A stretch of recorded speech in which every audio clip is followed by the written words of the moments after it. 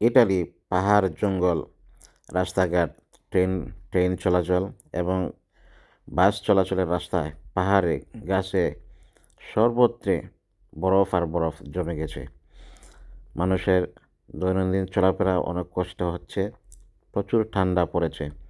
এমতো অবস্থায় সতর্কতা জারি করা হয়েছে, সবাই ঠান্ডাকে এড়িয়ে চলবেন, নিজে বেঁচে চলবেন, অন্যথায় ঠান্ডা লেগে গেলে আপনার অবস্থা কিন্তু খারাপ হয়ে যাবে, যেমন আমার অবস্থা খারাপ হয়ে গেছে। এই বরফের মধ্যে নিজেকে সামলিয়ে রাখা অনেক কঠিন।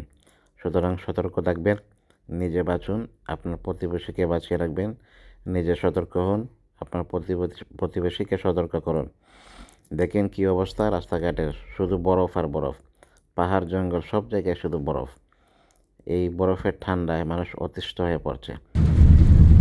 সুতরাং ঠান্ডার থেকে বেঁচে থাকবেন, ঠান্ডা লাগাবেন না, ঠান্ডা লাগলে কিন্তু গলা ভেঙে যাবে, গলা ফেটে যাবে, আর কষ্ট পাবেন।